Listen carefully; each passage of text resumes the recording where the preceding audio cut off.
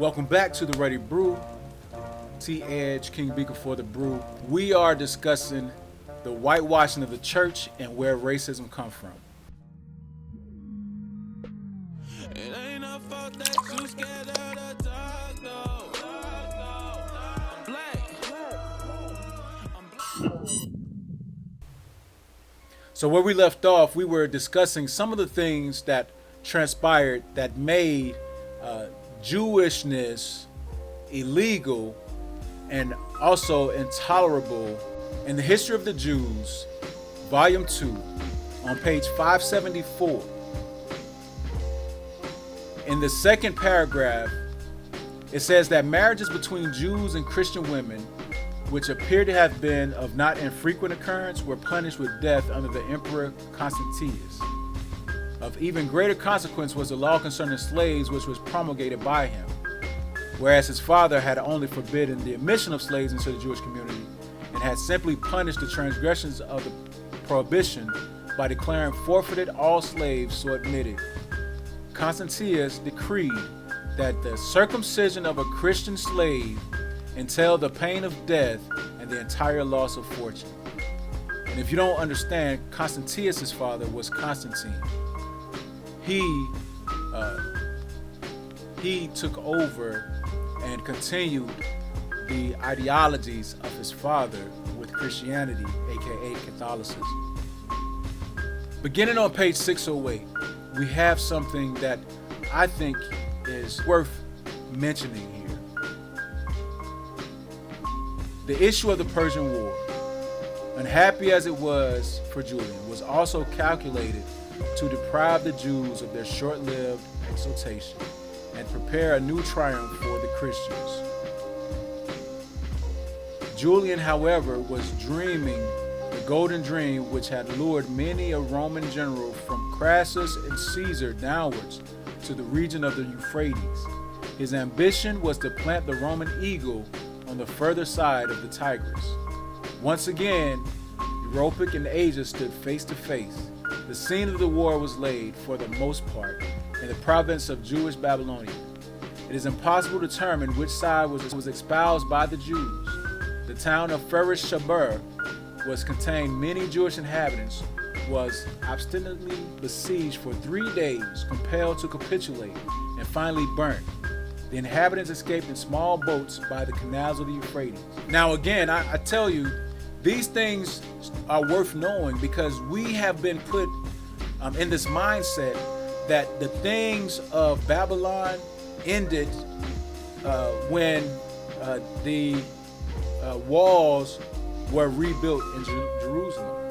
But the Jews remained in Babylon for many, many, many centuries. In fact, one of my latest videos is about the Afro-Babylonians who have markedly been in the land for the last 1,500 years as slaves. That's a video that you can go back and watch that's pinned here. On page 626 of the same work, it reads, during the reign of Theodosius in the east and Honorius in the west, Cyril, bishop of Alexandria, notorious for his love of quarreling, his violence, and his impetuousness, was suffered to ill-treat the Jews and to drive them out of that town. He assembled the Christian mob, incited them against the Jews by his excessive enthusiasm, forced his way into the synagogues of which he took possession for the Christians, and expelled the Jewish inhabitants half-naked from the town which they had come to regard as their home. Disdaining no means, Cyril handed over their property to be pillaged by the mob, even greedy of plunder. Thus, the Christians inflicted on the Jews of Alexandria the same fate as had fallen to their lot previously at the hands of the heathens. Now you can go and you can finish reading this, but this again tells more and more about the persecution of the Jews in these lands of their inhabitation. In fact, if we go to History of the Jews, Volume 3, beginning on page 22, and following through to page 23, it tells of things that continue to happen to the Jews. Particularly, it says there still existed Jewish congregations in Egypt, even in Alexandria itself, whence the Jews had been expelled by the fanatic Cyril in the beginning of the 5th century. That's the 400s. A certain Jew of Alexandria, Ruddy by name, celebrated for his wealth and generosity during a pestilential famine, charitably fed the needy without distinction of religion. The Jews of Alexandria, moved by warm sympathy for their suffering, co-religionists fraternally welcomed the unhappy fugitives from Judea, the victims of monkish fanaticism. Heraclius seized upon this occasion to renew the edicts of Hadrian and Constantine, by which the Jews were forbidden to enter Jerusalem or its precincts. So, I think that we should all take note that not only did the Jews freely live in Egypt after the persecutions began, but they were also again forbidden to enter into Jerusalem or any of the precincts of Jerusalem.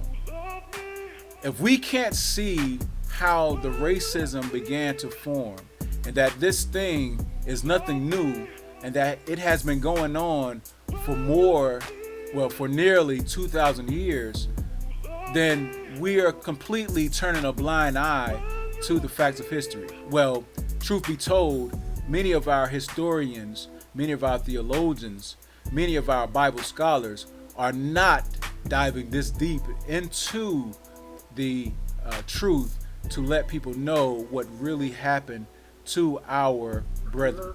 In fact, on page 24, it tells us the Jews of Europe had no history in the proper sense of the word until a conjunction of fortunate circumstances enabled them to develop their powers. So when people tell you that after the Jews were run out of Jerusalem in 70 AD and these things and the other, that they settled in Europe, there was no history for them in Europe, because they went to Europe and they lived to themselves peaceably amongst the Europeans. We have it noted in the apocryphal book of Maccabees that the heathens began to replace the images of the Hebrews with their own images. It was here that the whitewashing of the religion began. If we go back to see the things that Socrates said in his writing on pages 44 and 45, Constantine wrote, "Let us then have nothing in common with the most hostile people, the Jews. We have received from the Savior another way, for there is set before us both a legitimate and accurate course in our holy religion. Unanimously pursuing this, let us, most honored brethren, withdraw ourselves from their detestable association. How truly absurd it is for them to boast that we are incapable of rightly observing these things without their instruction." So as you can see, things progressed to where the Jews couldn't live in Jerusalem or any of the territories.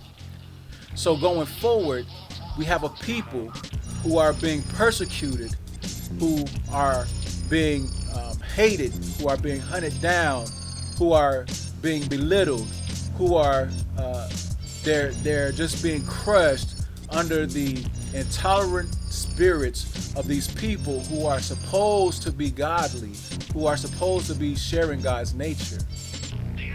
And then we get to the expulsion of Spain during the reign of King Ferdinand and Queen Isabella in 1492.